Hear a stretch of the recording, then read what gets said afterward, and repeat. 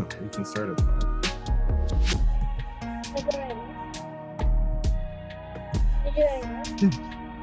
Five, 4, 3, 2, 1. Good morning, good afternoon, and good evening, whenever or wherever you're watching or listening. This is the Awesemo NHL DFS Strategy Show, and I'm your host, Michael Clifford, aka Slim Cliffy.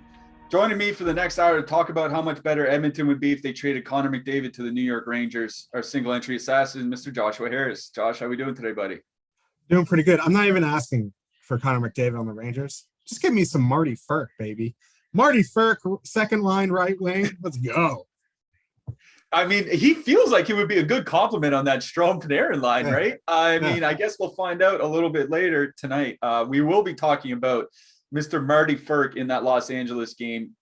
We do have a lot of things to talk about today. Actually, it's an 11-game slate, monster slate ahead. A few games were postponed, but there's still going to be a lot here. Before we get too much further, I see nearly 50 people in our chat. If you guys could throw us a thumbs up, like, and subscribe, really helps us out. Looks good for our bosses. Click the bell to get alerts when we go live. And we do have a special giveaway from our sponsor, Yahoo Fantasy. They have been our sponsor all season long, have been very good to us. So if you want to try out DFS and you're just getting started, we do have a special deal with Yahoo Fantasy we'll talk about a little bit later. Right off the bat, I see super chat from Wolf Girl at $5 super chat. Thank you very much. Hey guys, thank you. Put this in the funds for Cliffy's hair and Jake's bang. I appreciate her confusing me with Jake because Jake is a wildly good-looking man and I am a lagoon creature. So thank you for that mix-up. Yeah, obviously she met Josh, but it's real. I mean, Jake is the guy behind the scenes here too. Like he does even more than we do. So yeah, kudos to Jake. Kudos to Wolf Girl.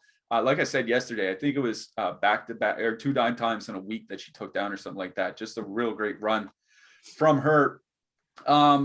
Should talk about some other winners too, not necessarily last night, the night before. El Tangle, second World Fantasy Hockey Championship seat. Great job by him. And last night, Jason Zyman took down the 10K. Did it with using a single bullet using crowns, if I'm not mistaken. That's one of those nights that you absolutely dream of. Obviously, there are nights where we just use our crowns to play or whatever.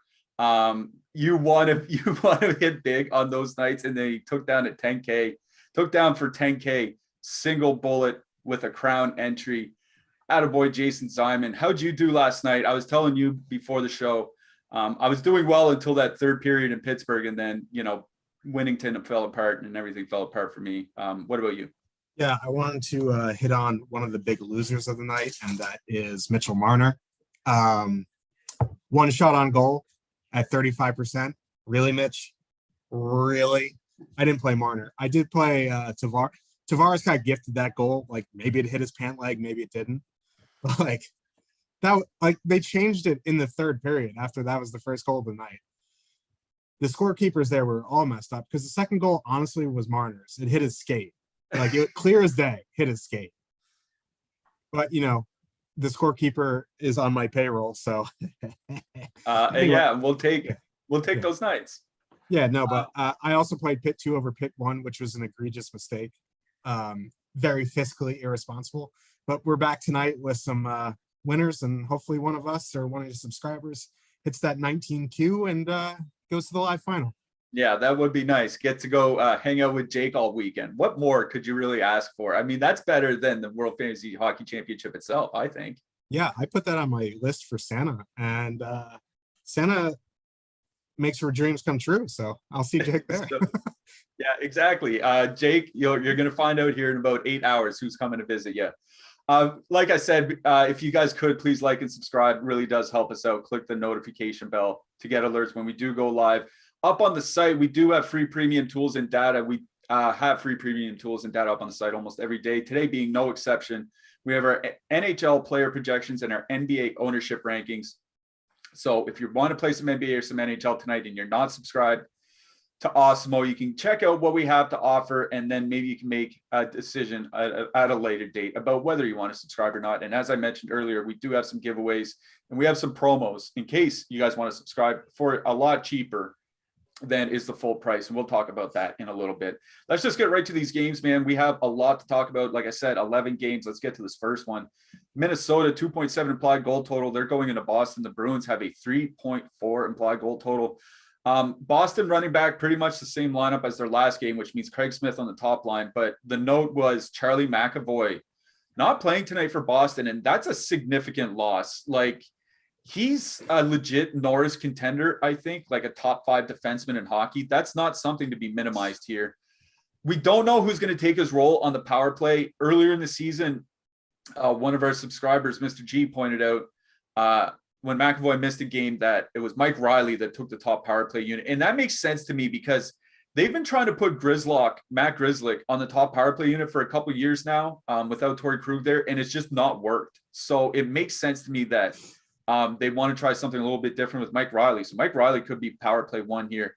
On the Minnesota side, boy, oh boy, there are some players missing from the lineup, but the big news is that both Marco Rossi and Matthew Boldy have been called up for Minnesota. Rossi is going to be centering the second line with Marcus Foligno and Kevin Fiala. Boldy down on the third line. Boldy a winger, Rossi a center. I'm going to let you talk about the lines. I just want to talk about these rookies real quick. Boldy, I think he can be a good scoring winger. I don't think he's nearly as far along as Marco Rossi is in his development right now. The guy to know for tonight, I think, is Marco Rossi.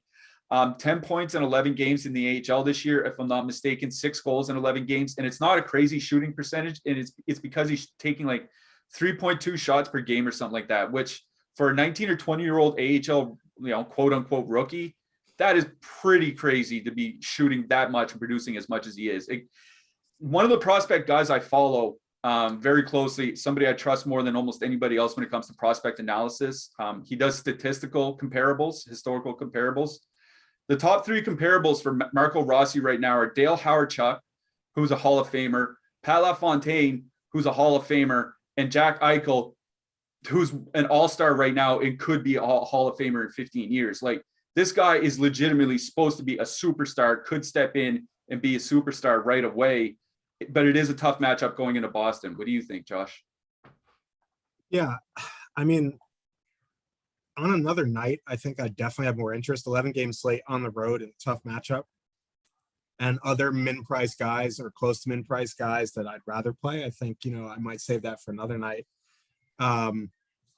This game doesn't really, I mean, maybe there's some guys on the blue line, but like it doesn't I'm not super interested in anything in 1 to 3. Like Bergeron, Marchand, and Craig Smith, like their numbers have been okay, but their time on ice for their price is just really bad. Bergeron played 16 minutes last game. Marchand played 18, and you're like, oh, maybe you can add in Pastrnak, but he only played 15 minutes last game, and it's just a big concern when these guys are priced in the high 7s. Like I just don't want to pay that price for those minutes. And then last show, you were talking about how Hall and Pastrnak just don't have great numbers together. That could be a reason to play, Marco Rossi, Fiala. Like Fiala with line mates is always interesting. So if you want to get there in MME, I think that's fine. You want to go to Minnesota 1 in MME. Like I don't like going against Bergeron, and especially on a big slate. But I guess like if you're making 150, it feels a little bit irresponsible not to have any of the top correlated line that has ridiculous numbers together. So I think, the more lineups you make, the more likely you can get to a little bit of min 1. But for me, really, like if you're making 20 lineups, I think the only thing I really want out of this game is maybe a little Rossi, Fiala, and maybe a little bit of Boston too. But like, honestly, for 6 total, that's going towards the over right now. Like there just isn't much there for me. I will say the one thing that brings me to Boston 1 a little bit here is that Minnesota's penalty kill has kind of fallen off over the last 4 or 5 weeks, like towards the bottom 10 of the league. And they're still one of the most penalized teams in hockey, right? Like I think like 6th most penalties or something like that. So, I agree with you. If Boston won playing 14 or 15 minutes, 16 minutes, yeah, no interest. But if they can get like 4 or 5 power plays here tonight against a bad penalty kill, I think that's where they can do some damage. So I think a Marchand Bergeron like 2-man is just fine. They'll play shorthanded, even strength power play together. I think David Pastrnak 1-off is also just fine. Obviously, Mike Riley, assuming he gets the top power play minutes, do like him. It's Minnesota too for me that I do like out of this game. It's Rossi. It is Rossi and Fiala. I'm very, very high on Marco Rossi. And I don't think you're going to get this guy at this price, assuming he sticks around. He's not going to be a $2,500 player. He's going to be like a $4,000 center or something like that. So I'm playing 3 max tonight. Not sure I'm going to get on either lines in this game, but I do like Boston 1 and Minnesota 2. On the blue line, it's probably Mike Riley for me the most out of this game. I think Matt Dumba makes some sense because he's a guy that can both shoot and block shots. Price is reasonable at 5,300. Anybody else stick out to you? It may be Goligoski if you're stacking, min 1. He's on the power play, but that's really about it. If, whoever Riley's fine. If you want to play Grizzly, I guess that's fine at 3,200, but I prefer Riley at 3K. What about Capo Kakinen in net 6,900? So there's a lot of cheap goalies tonight that we'll get to later. But like in GPPs, I think Capo Kakinen's fine at 6,900. Like he's, Boston hasn't been great lately. So I think, he's definitely in the mix for me for GPPs. I probably just consider him in Minnesota lineups only. Yeah, sounds good to me. Just want to shout out Chris Davis says in chat, thanks for the Red Wings call on Tuesday. Took down the $33 single entry on FanDuel. More winners. Always love to see it. Congrats, Chris. Let's hope you can take down another $33 single entry here tonight. Let's get to this next game. San Jose, 3.1 implied goal total. They're going into Buffalo. The Sabres have a 2.9 implied goal total. I was going to say Joel Eriksson Ek. Erik Karlsson is out. Jacob Middleton is out. Logan Couture is out. For San Jose, that means their top line center and what is effectively their shutdown pair. And they weren't a great team to begin with. So I see San Jose as a one-line team here, but I also see, and that brings me to Buffalo 1. I do have some interest in Buffalo 1 here tonight, but we also have Buffalo 1 as one of the most over-leveraged lines on the entire slate here. So I'm wondering how much I want to actually get to. What do you think about this game, Josh? Yeah, I agree. I mean, like both these top lines are pretty high owned, but I like both these top lines. Like Dylan Cousins is going to go out against Tomas Hertl, and that technically he's their shutdown center. I think his line right now is still underwater, like 49% Corsi 4, but worse than you think. What? It's worse than you think. Yeah. I was just looking at some of the numbers before we came on the air for that Buffalo second line, and just for Asplund and Cousins, under 30% shots here. Whew, like it's horrific. But like, listen, like Dahlin, Meyer have a pretty big sample together with really good numbers. Hertl, Meyer have really a big sample with good numbers together. So you would imagine that Dahlin, Hertl, Meyer are going to have good numbers together. And yeah, they're coming in, 12, 13, 14% on the road, but it's the Buffalo Sabres. They're getting a good matchup. It's a one-line team, so their minutes are going to be there. So I do really like the Sharks top line. And then, because, the Thompson line is going to avoid the Hertl line. They're going to get God knows who on the Sharks. Like that depth of the Sharks is just brutal right now. So I do really like the Sabres top line. They're pretty cheap. They're fully correlated. I do worry about, leverage there, but the matchup is really good. Tage Thompson at home is an animal, so I don't mind getting there. But that's really about it. Just top lines or bust. Maybe a couple guys on the blue line. Yeah, I was really interested in Buffalo 1, honestly, until I did see that ownership. I don't mind playing over leveraged lines, but playing an over leveraged line by a factor of 2 on an 11-game slate, like that just feels real fish to me. Like I wouldn't begrudge anybody for playing Buffalo. And I think if I was 20 maxing tonight, maybe I would, but in my three max, I don't think I'm going to get there. So Buffalo 1 is fine, but their numbers have fallen off a little bit, 45% shot share. So I think I would rather just go to San Jose 1.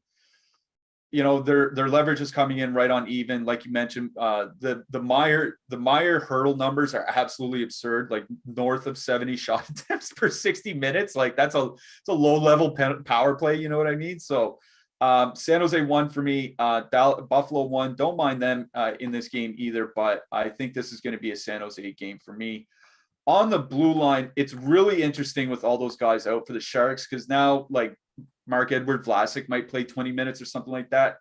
I think if I'm playing anybody on the blue line from San Jose, it's Mario Ferraro. Like I don't want to play 6,100 Brent Burns. I mean, maybe if you want to power play correlate. On the Buffalo side, I think it's just Rasmus Dahlin or bust. What do you think? Yeah, I think I'd make a rule on Fantasy Cruncher if I was MMing Burns only in shark stacks. But yeah, I agree with Ferraro. I wish he shot more. Dahlin definitely. I guess you could take a stab on Henry Jokiharju at min price, but I think there's other guys I like in that price range a little bit better. I'm seeing a bunch of news tonight. We'll get to the game a little bit later for Anaheim, but Trevor Zegras is not playing, and Paul Stastny, we'll get to that Winnipeg game as well. He's a game time decision, so that's going to change some lines that we're going to talk about a little bit later, but let's get to this next game. Calgary, 2.7 implied goal total going into Tampa. The Bolts have a 3.2 implied goal total. Nikita Kucherov back with Andre Palat and Braden Point. Oh my Lord, their numbers are absolutely absurd. Steven Stamkos game time decision tonight for Tampa Bay. I really had some interest in Calgary's top line until Kucherov came back. Now that line is fully assembled and back together, I don't know if I want to take Calgary going into that matchup. Maybe you have a different take here. Not really. And Kucherov being back, we need an ownership run, because right now that line's coming in at under 1%, which it's not going to be because Kucherov is a mid $8,000 player. He's $6K tonight. So Tampa 1 definitely going to be popular. The saving grace, I guess, if you're fading them, is that Calgary has been a good defensive team this season. But still, like that line, we talked about like Vegas when Pacioretty and Stone came back, how they're super cheap. Like this feels like that. Like they're a couple of they're like 3,000 cheaper than they should be right now. So I would not begrudge you for playing Tampa 1 at all. I'm interested to see what their ownership projection comes in at when we get that rerun. But as it stands, I do have interest in that line. Maybe a little bit less on the second line, depending if Stamkos is in or out. Like in theory, I like Cirelli Stamkos, but getting that Coleman Backlund matchup isn't the best. But so really in this game, it's going to be that Tampa top line. If it was a smaller slate, like a mid-sized slate, like 6-7 games, I'd have more interest in the Flames. But on an 11-game slate on the road, I'm probably going to take a pass. Yeah, I don't know if there's really a lot I want to stack here. Like the Kucherov line for me is very, very stackable because of Kucherov's price. I agree with you. That line should probably be about $2,500 to $3,000 more expensive than it is. And if we can get them at like 6% or 7%, yeah, I'm absolutely going to slam them. I just have a feeling they're going to come in at like 12 or 13 or 14%.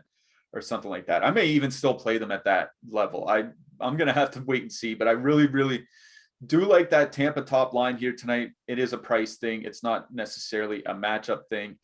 On the Calgary side, I kind of want to go back to that second line of Backlund and Coleman. Like Cirelli is good defensively on that second line. But once you get into like deeper into the depth pairs, for Tampa Bay, like once you're not facing like Hedmans and McDonough's, once you get down to the Sergachevs, like I think they can be had. So I think like one-offing Blake Coleman or something like that is fine here tonight. I don't know if I would full stack. So that's about where I'm at here. Tampa 1, maybe some pieces from Calgary 2. On the blue line, there's nobody that really sticks out to me on either side here. Oliver Shillington, I saw you played him a couple nights ago, I think. Yeah, he's been shooting a lot more of late, like 15 shot attempts per 60 minutes, and then he blocks shots as well. So I like that price at 3,200. Anybody else stick out to you? That's really about it. And every time I see Oliver Shillington, I just think of that tweet about the Boston Bruins could draft this guy, and wasn't it Shillington who was in that? Yeah. That's just one of my favorite tweets of all time. But yeah, Shillington, that's really about it. Tanev is min price, but I think there's others. If you want to play Chernak or McDonough, I'll never say no. I just would prefer to play other guys tonight. Okay. Bring in the new year. I talked earlier about some incredible promos that we have here at Awesemo. If you want to join for a lot cheaper than normal, and these are those promos. We have 2 incredible offers for Awesemo Plus Platinum. For $20 and for only $20, you can get full access to all Awesemo Plus tools and data for 22 days. Using the promo code 2022, that's just the number 2022. And if you're looking to take down slates all year long, you can use the promo code HAPPY2022, capital letters HAPPY, the number 22, for 20% off a year of Awesemo Plus Platinum. These are 2 great deals to get access to everything you need, including player projections, ownership projections, our lineup builder, boom bust, top stacks, our Discord, and a whole lot more. These offers end at the end of Friday, 11:59 p.m. Central Time. So get locked in before it's too late. That's promo code 2022 for 22 days for only $20, or happy 2022 for a full year of Awesemo Plus Platinum at 20% off. Visit awesemo.com/promos or follow the links in the description below. All right, let's get to this next game. Columbus 2.9 implied goal total. They're going into New Jersey. The Devils have a 3.2 implied goal total. There's some pretty big news here. Cole Sillinger, game time decision on the Columbus side. Obviously, Zach Werenski still not playing. Jake Bean back in the lineup. So I'm not sure what that does to their power play, because Adam Bachfist was on the power play in the last game. I don't know if Bean takes over. I doubt it, but it's just something to think about. On the New Jersey side, Nico Hischier is back. Andreas Janssen is out. We don't have any, or Nolan Foote is in a prospect. Alexander Holtz, who was on the fourth line, is also in this game. We just don't know what the line combinations are going to be. We can kind of guess, but even some people might think that Hughes and Bratt would stick together, but Hughes and Bratt hasn't been a thing all year until about 2 weeks ago. You know what I mean? So do they break up Bratt, put him with Hischier, and then use that against the top line? I just don't know what New Jersey's going to do with their lines here. So maybe you have a better idea of what's going to happen. No idea what's going to happen. Okay. All right. So if it is Hughes with Bratt, I'm going to tell you right now, that line is going to be overowned just because they're going to be on the power play together. Hughes is still under 6K. He's playing big minutes. He's starting to turn around. And as you noted in Discord, I think it was in Discord earlier today, Columbus, the past, 10 days, has had a bottom 5 penalty kill. So past 5 weeks. Yeah, 5 weeks, 10 days, same thing. It really is. It really is. So if it is Tatar, Hughes, Bratt, that may be the highest owned line on the slate because they're going to be fully correlated. If that is the case, I hope Nico Hischier and Holtz are together, because that is a 2-man that gets secondary power play time. That's going to come in way under owned than that, and they both get secondary power play time together. They're 6,900 for the two of them, which is a nice price. Let you get in some heavy power play guys if you want to go that way. So if you want to play Tatar, Hughes, Bratt, if that's the line, just be aware that you're probably going to be playing the highest owned line on the night.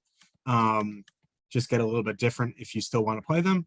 I think, if that's the line, it's perfectly fine because they're 13-5 to full stack. They fully correlate. They're getting a good power play spot. There isn't a line on Columbus that scares you defensively. Korpisalo's in net. It's not, Mr. Licken. So all the stars are aligning there. But for me, from an ownership perspective, in a big total, I'd rather dip down to some secondary guys. And then on Columbus side, if you want to play Jenner Line, it's an ownership thing. 11-1 for the two of them. Still feels a little bit cheap. They're coming in around 2%. The Devils take a lot of penalties. Line does his best work on the power play, so I don't mind that at all. For me, I think I want to play Columbus here tonight. That's assuming Cole Sillinger plays. He's under 3K on DraftKings. Him and Oliver Bjorkstrand this year, 62 shot attempts per 60 minutes. Nearly 30 scoring chances per 60 minutes, controlling 52% of the scoring chances. Those aren't elite numbers, but against the depth from the Devils, an injured Devils team, a depleted Devils team, I think that can probably play. So, they have two guys on that second line that would play on the top power play unit in Voracek and Bjorkstrand. So I think that Columbus 2 line is kind of one of my favorite fillers, deeper fillers on the slate. I think they're going to come in with reasonable ownership. I see them coming in at about 2%, which is just fine. We'll have to see what the lines are at warm-up. We just don't have an idea of what they're going to be right now. If Sillinger's out, one can pray that Jack Roslovic moves up and centers them. That's my prayer, but yeah. A lot of prayers haven't been answered of late. On the blue line, Damon Severson really sticks out at 3,900 running the top power play unit. Obviously, Bokvis running the top power play unit for Columbus as well. Anybody else? Vladislav Gavrikov. That man is just a machine at 2,500. He'll get you 3x or better. I'm not saying, lock him in, but if you need a min price guy, of all the ones I mentioned before, Gavrikov is my favorite of the min price punts. All right. I do like a min price punt here, so we'll consider some Gavrikov. All right, let's get to this next game. Pittsburgh, 3.5 implied goal total. Going into Philly, the Flyers have a 2.5 implied goal total. Pittsburgh played last night. I think it was a 4-3 win over St. Louis. Philly played a couple nights ago in Anaheim, so maybe this could be kind of like two tired teams playing each other. Philly, I mean, they're completely depleted. Notably, Sean Couturier and Claude Giroux are out of the lineup, but they're missing a lot of players. You're missing a lot of players when Scott Laughton is your top line center. You know what I mean? So this might not go well for them here tonight. On the Pittsburgh side, I kind of see one line that sticks out to me, and I don't think it's the obvious line, but I'll let you talk about this one. So a couple things kind of jumped off the page at me a little bit here. One is Philadelphia's top line ownership. Like 11-12% for that line makes no sense to me. I guess like Farabee Atkinson's fine, but like 11%, 2,900 Scott Laughton on 11 game slate is a throw me in traffic if I lock him in type of deal. Another thing is Brian Rust's price is still insanely cheap. If you want to play them like that top line, I think it's fine. Like it's fine to go back there. I really like that second line again. Heinen, Rodriguez, Kapanen. They're going to get Brassard, Frost, Van Riemsdyk. Like, can I just say one thing about Derek Brassard real quick? Oh, please. The coach, he's actually had a good season so far and then got hurt or COVID. I forget what it was. The coach said specifically today, he doesn't want to play Derek Brassard tonight. He said that. He doesn't want to play him. He said he wanted to get him like 3 or 4 practices to get him up to speed, but they just don't have enough body. So here you go. Derek Brassard, second line, completely unprepared. Wonder how that's going to go. Anyway, sorry. Go ahead. Yeah, no, I really like that too. Like, I'm an Everett Rodriguez guy. He's my boy. I wish he was still up on Pittsburgh 1. But like his line mates of Heinen and Kapanen are super cheap, almost no ownership. Danton, I really do like Heinen and Kapanen. Like that line is probably, what they're 12-6. It's an interesting filler for me because that Frost Van Riemsdyk Brassard line is just like, Sorry, Mike. Yeah. And they're coming in a 10th of the ownership of Pitt 1, who played last night. And then on the Flyer side, like maybe a couple one-offs, because if it is Yari, he played half the game yesterday too, because what's-his-face, Casey DeSmith couldn't stop a nosebleed or a beach ball. So like Yari's kind of going on a back-to-back here, but like there's just nothing on the Flyers here that I really want to play. Maybe a one-off James Van Riemsdyk or one-off, like just no Flyers for me. Yeah, I think the only Flyer that really sticks out to me is Joel Farabee, just because he's been so good on the power play for the last 4 or 5 weeks. Like, I think he's fine to use as a one-off, even though Pittsburgh has a pretty good penalty kill. But I'm with you. It's not a lot amongst the Flyers forwards. I agree. It's the Pittsburgh second line that stuck out to me. I'm glad you mentioned it. Their numbers, like just Erod, like Evan Rodriguez and Dan Heinen, I couldn't believe it. 82 shot attempts per 60 minutes, 39 scoring chances per 60 minutes, controlling 66% of the scoring chances. They've just been absolutely absurd together. Throw Kasperi Kapanen on there. I don't see why that line would be bad. And it, like you said, going into Frost and James Van Riemsdyk with that depleted blue line. Yeah, I really do like Pitt 2. Like you said, if you want to play, people want to play Pitt 1, absolutely no problem there. Pitt 2 is my target out of this game. On the blue line, I think Justin Braun makes a lot of sense from the Flyers. He's the guy that can block a lot of shots, priced down 3,100 on DraftKings. He seems just fine. Anybody else in this game? Really? I mean, if you want to play with Tang and Pitt 1 stacks, that's fine. Or Marino with, Pitt 2. Like Marino's okay, I guess, at 27. I'd rather play Gavrikov. Same with Cam York at min price. I'd rather play Gavrikov. Yep. Good with that. All right, let's move this along then. We have partnered with Yahoo Fantasy this NHL season to bring you some great offers. Check out our exclusive limited time offer, which gets you 1 free month of Awesemo Plus Platinum. Just click the link below to redeem. If you need immediate access, email support@awesemo.com and we'll get you set up right away. You can also receive a free $10 credit plus an additional $25 when you make your first deposit using the promo code Yahoo10, capital letters for Yahoo and the number 10. Tonight, Yahoo is featuring their $50K NBA baller contest with payouts going to over 1/3 of all entries. So make sure you enter that one and make sure you use our Yahoo DFS tools and projections to help you win big.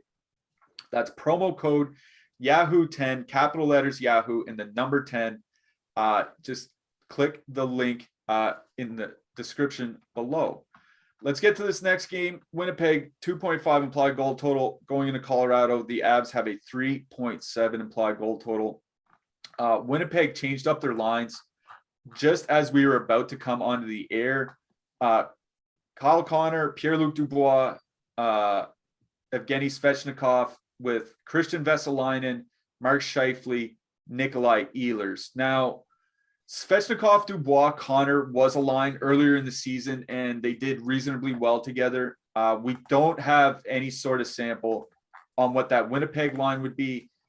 Now, Christian Vesalainen, he's supposed to be a good prospect for them, but we'll see. But yeah, that Svechnikov, Dubois, Connor line, 59% expected goal share, 56% shot share. They've been pretty good this year. It is a tough matchup going into Colorado. Maybe, I don't know. Why don't you let us know? Man, Stastny being a game time decision really sucks. Like, I don't know how else to put it. Like, Scheifele or Stastny did have my attention earlier, despite getting, Colorado won, just because their numbers together were bonkers. Now Connor, Dubois kind of are interesting to me. Like, it's more of an ownership play. If you want to play some Jets, I think that's fine. And on the Colorado side, like, Colorado 1 is 25K flat on DraftKings. Like, that's insanity. Like, if you want to play them, that's fine. You better find some really cheap lines that you like, and there are a couple. So I don't mind that, but as all Colorado slates are, they're probably going to be 20% owned because there's no McDavid, there's no Matthews on the slate, so they're probably going to be pushing 20%. But if you do play them, if you like a really cheap filler, by all means, go for it. Another thing that sticks out is Hellebuck at 6,600. We'll talk about that. I think in GPPs, that is an interesting play. That's $100 more than a min price goalie, and he's probably a Vezina candidate. He probably won't get it, but he's probably in the conversation. So Colorado 1, we have to see Jets lines. If Stastny's in and he's with Scheifele and Miller, that line does interest me. If not, I'll have a little bit of Connor Dubois, but Colorado 1 and those guys. Yeah, I was playing Colorado 1 or Winnipeg 1, and now I'm off them. Seeing Stastny's probably a game time decision. It's a late start.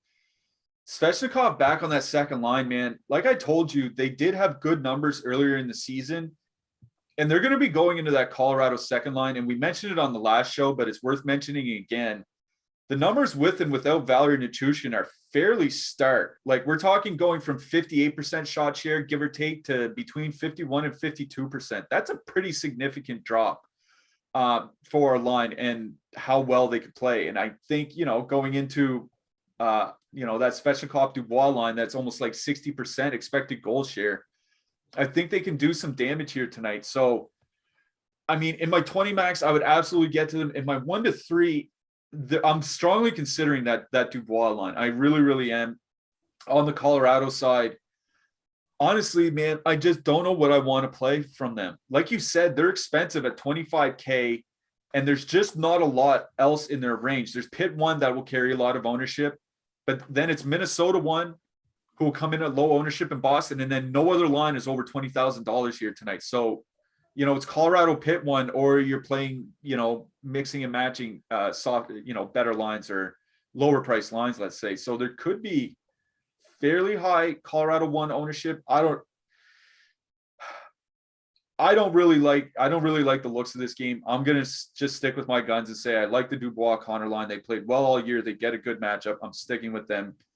On the blue line, I don't know if there's anybody that I really want to play from either side. I mean, it's nice to see Brendan Dillon back down to 2,600. I think you and I might play him. Anybody else stick out?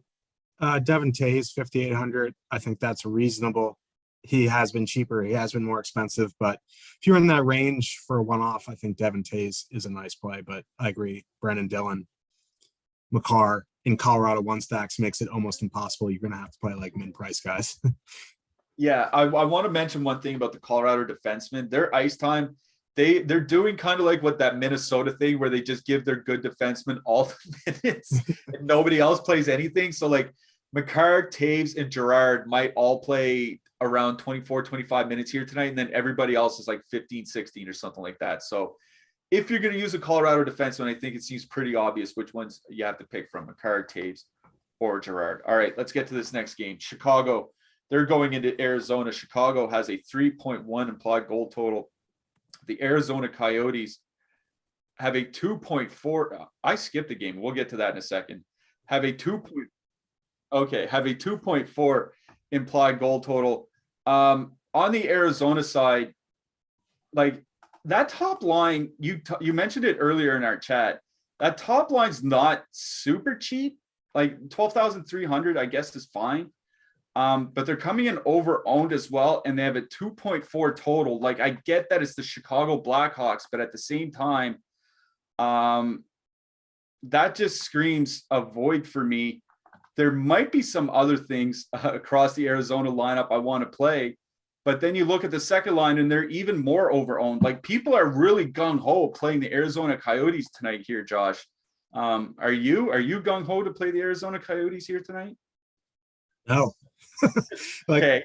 Like if that top line being 12-3, like if that's why you're playing him, go look through all the lines tonight. There is a plethora of lines from 12-5 to 13-5 that I'd much rather play. Pittsburgh 2 is virtually the same price. There you go. And Los Angeles 2 is virtually the same price. Yeah.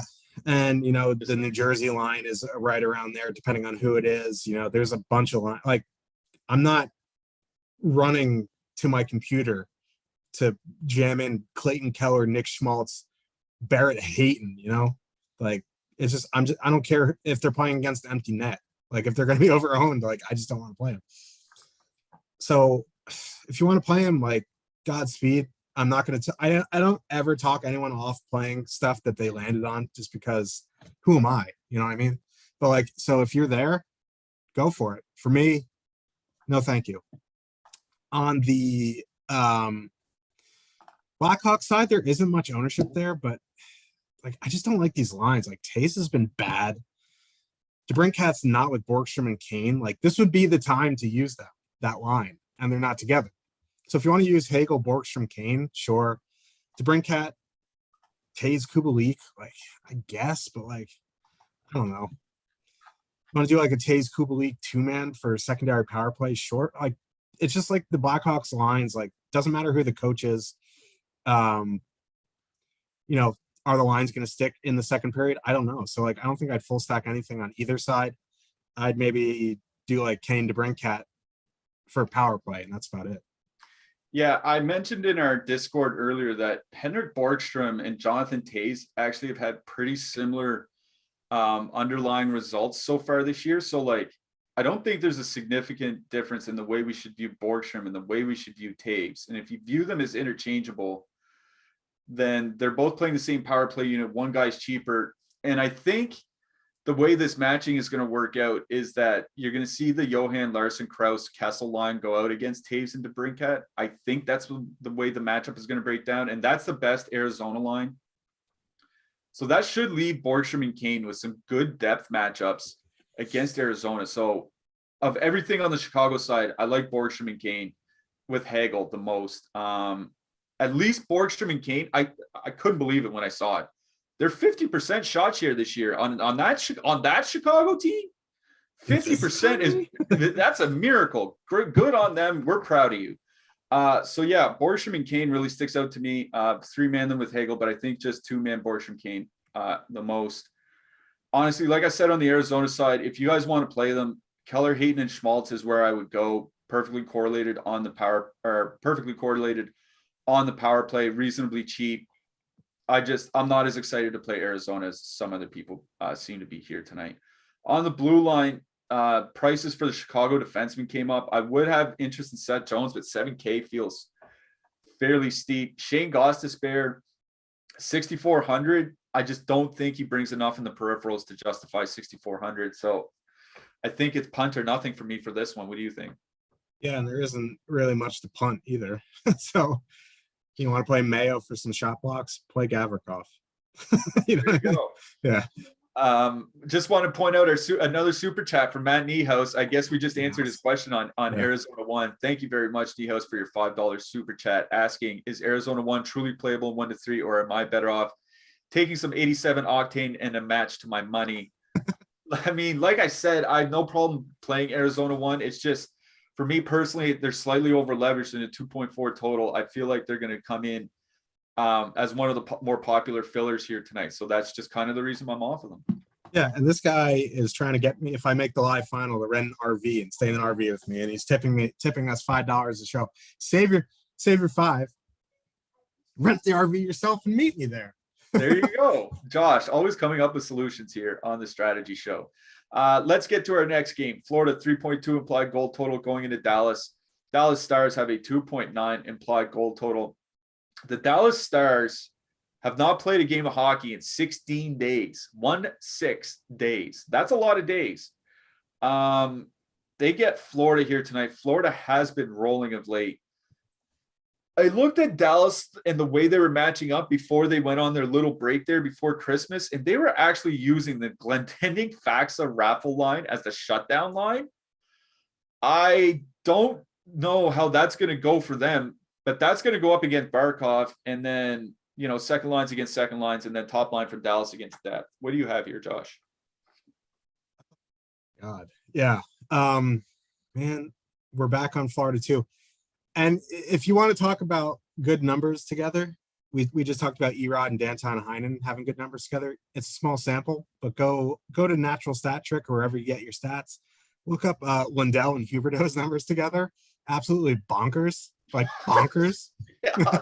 So like over 80 shot attempts per 60 minutes, bonkers. Yeah. Yeah. And their expected goals for number are like, it's like quadruple my GPA in college. But like Duclair being on that line is good too. Like, he's been playing really well lately. I really do like that second line. They're going to get Jamie Benn, Tyler Seguin, Guryanov. Like, maybe 16 days off has been good for Grandpa Jamie and Grandpa Tyler, but like, I don't know. It's still like, they're still older. It's a plus matchup for Lindell, Duclair. So I really like Florida too. Sound like a broken record, but like, man, Lindell, Huberdeau numbers together are just outrageous. And then, you know, like Hintz, Pavelski, Robertson going to be getting, you know, probably the Jumbo Joe matchup. Like, they actually have been okay, but like Hintz, Pavelski, Robertson it has been a great line this year. What worries me is they've played one game in 3 weeks. So like, you just don't know what you're going to get. And when Dallas is bad, like, they are probably the worst team in hockey to watch. And that includes the Rangers, who just put out a miserable product night in and night out. So like, in GPPs, yeah, if you want to get to some Dallas 1, I do really like Dallas 1. Their ownership's in check. I just worry that the time off, it's going to be some slop fest out there. So Florida 2, Dallas 1. You want to have some Barkov or Hagee, I think that's fine as well. Yeah, I agree with you on exactly both those lines, actually. And they're both coming in with good leverage. 4.5% top 2 percentage for Florida 2, but under 3% ownership. And then you look at Dallas 1, 6.8% top 2, but under 4% ownership. So they both have good leverage here. It's just like you mentioned, the only reason I wouldn't want to play Dallas 1 here tonight is the fact that they've had so much time off. They could be really rusty here tonight. That's the only thing that would keep me from playing Dallas 1. If you're watching this show and there's no concern from you for Dallas 1 and rust, they're a great line that's going to get a good matchup with good leverage at home perfectly correlated as well. No issues playing Dallas 1. My focus is probably more on Florida 2. I noticed Miro Heiskanen on the blue line. His price has come down a little bit for Dallas. He's at 4,900. I think that's very reasonable. I look on the Florida side, our old buddy Goodass still at 2,500 Stoneman price. Uyghur's price has come down a little bit, 5,600. I think that's playable, but I'm not going to get to him my 1 to 3. Anybody else on the blue line? Yeah, Forslinger, good ass for me. Klingberg, Lindell has. I mean, listen, like Dallas it could be messed tonight, but Klingberg's fine. Lindell's fine. Heiskanen is fine. Hakanpää, if you need a bin price, but Gavrikov is the guy there for me. Yep. Each day, this link, each day we like to celebrate our Awesemo winners here at Awesemo.com, and we do that through the Awesemo Hall of Fame. If you want to get into the Awesemo Hall of Fame, this is how you do it. You download the Awesemo avatar from Awesemo.com/avatar. You place in the top 3 of a contest with at least 5,000 contestants, and then you tweet the wins to the Awesemo HOF account. That's Awesemo, capital HOF, over on Twitter. You do that, you can get a free month of Awesemo Plus Platinum. Now, please be aware that you can only get 1 free month per calendar year, so you can't keep winning and keep getting free months. But we do love to celebrate our subscribers, so let us know if you do win. Like we mentioned in our last show, we had a couple $1 million winners. We had T. Castro taking down his best ball for $1 million. You had our boss, Alex Baker, Awesemo, take down the Millie Maker for $1 million. So we had $2 million winners in NFL over here at Awesemo over the weekend. Awesome job. I saw Eric Lindquist. I saw his tweet this morning. Almost took down the 222 in basketball for FanDuel. Still took down 25K. Not bad for him. See a 6-figure NFL showdown hit from Short Gamer. Did real well there. And then, of course, you don't need to win 6 or 7 figures. And see Tom taking down the jab step for $5,000. And we've talked about Wolf Girl before in our chat. She's done real well playing the dime time and the quarter arcades. So you don't have to win. You don't have to win 100,000 or $1 million to win to get into the Awesemo Hall of Fame here at Awesemo. So just make sure you have the Awesemo avatar in your DraftKings or FanDuel profile. Make sure there are at least 5,000 contestants in the contest, and let us know about those wins. All right, let's get to this next game. It's the New York Rangers with a 2.7 implied goal total. Vegas has a 3.3 implied goal total. One thing that stood out to me immediately about this game is Igor Shesterkin's price is all the way down under 7K on DraftKings. You'll see Igor at 6,800. Just a phenomenal price for him. I think there might be stuff to play on both sides here, but I want to get your opinion on this, Josh. What do you think? Yeah, I mean, Rangers 1 is kind of in play for me tonight. They're going to get the Carlson Smith Marchessault line, and they're just, they're not a shutdown line defensively like Stevenson, Pacioretty, Stone was. They can be had. The problem is the Rangers absolutely stink 5-on-5. But Zibanejad and Kreider have been so good on the power play recently. You kind of want to ride that wave. Kako at 3,500, not going to hamper. Ownership like 7-8% does worry me a little bit, like for 2.7 on the road.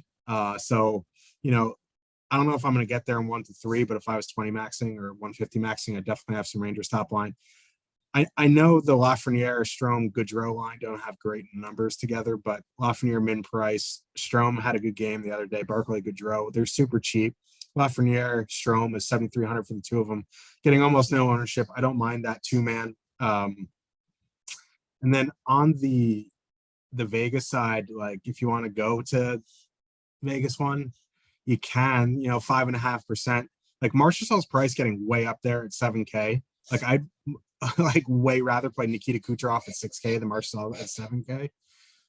So if you want to go to Vegas 1, I think that's fine. But like, I don't really want to stack against Igor. But if you want to go, Stevenson Dadonov as a 2-man, getting that Strome Lafreniere Barclay Gaudreau matchup. I think that is fine as well. There's almost no ownership there. So there actually is a fair bit that I like in this game from an MME standpoint. Not sure I'll get to anything 1 to 3 though. Yeah, I am not super high on the Rangers here on the road. Vegas 1 does have does have good leverage in our top 2 stacks. So I agree with you, Marchessault, Smith, and Carlson. I noticed in their last game, they used Stevenson a fair bit against the top line. I mean, not exclusively, but they did use him a fair bit against the top line. So maybe Marchessault, Smith, and Carlson can get some depth matchups here from the Rangers. So I do like that Vegas line. On the Rangers side, I just don't think I'm going to be stacking here. The only line I would really want to go to, as you mentioned, is the top line. The second line hasn't really been good. Small sample, but 45% shot share, 44% of the scoring chances. So it's Rangers 1 or bust for me, and then the Marchessault line from the Vegas side. But I like that Vegas side a whole lot more. I don't on the blue line. Sorry. I don't think there's a lot that I really want to get to from the Rangers side. Fox priced way down at 6K, I think is fine. Trouba 5,200. He's just not shooting as much as he was recently. So I guess he's okay. Anybody else stick out to you? You want to play Pietrangelo at 6,600? I guess that's fine. It's a little pricey, but I think he is the best one-off in this game. You want to punt Braden McNabb, I guess, but really it's Pietrangelo or Fox and Rangers 1 stacks. All right. We only have a few minutes left, so let's bust through the rest of these games. Just want to mention we have the Jock Market NFL Week 18 show with Eitan and Eric coming up 30 minutes after we're off, and then your NBA double dose starting at 5:30 Eastern with Laffy and Adam. That is your deeper dive, and then your live before lock. So NBA starting at 5:30 Eastern. If you guys could, please, before we do get out of here, throw us a thumbs up and throw us a subscribe if you haven't already. Really helps us out a lot. All right, 2 more games. Detroit, 2.5 implied goal total. They're going into Anaheim. The Ducks have a 3.0 implied goal total. There was some hope that Trevor Zegras might be back for tonight, but he's not going to be in. I assume Anaheim runs more or less the same lineup that they ran out last game. Now, Troy Terry absolutely went ham in that one, but this really brings Detroit 1 into play for me. The Detroit top line has seen their shot share fall of late. Like they're about break even over their last 4 or 5 weeks. But against the Anaheim depth, I think there's a lot that can be had here. They have good leverage by our top 2 stacks. I do like that Detroit top line here tonight. What do you like out of this game, Josh? Yeah. Did you mention that Gibson just went into COVID protocols too? No, I missed that, but yeah, thank you for mentioning. Gibson's in protocol, so it's going to be Stolarz. Another reason to like Detroit 1. Coming in at 3%, getting depth of the Ducks. Like, yeah, the Detroit top line hasn't been great recently, but they're still fully correlated. They're cheap for them. It's a good matchup. So, yeah, I do really like Detroit 1. On the Ducks side, not super thrilled about anything on the Ducks. If you want to play Maxime Comtois with Terry, I think that's fine. And I guess, like, if I was jamming in Colorado 1, Vinny Lettieri, Sam Steele, Sonny Milano fully correlated on the power play, 9,700 full stack coming in under 1%. I'd probably consider them with Colorado 1. I don't think I'll be playing them. Maybe I'll, have a one-off Sonny Milano, but I'd rather just play Comtois and Detroit 1 before I got down to that Steele line. Yep. All right. I like that. There's nobody that really sticks out on the blue line for me on either side in this game. Anybody for you?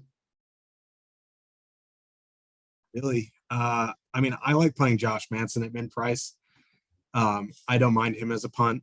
Hampus Lindholm, I wish he was a little bit cheaper. 4,700 is out of my range for me. So, probably on the wing side, Philip Hronik, if I'm in that range, is fine, but his perfs have been down a little bit recently.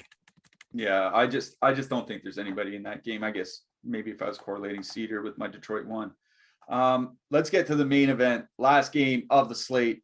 Nashville 3.0 implied goal total going into Los Angeles. The Kings have a 2.5 implied goal total.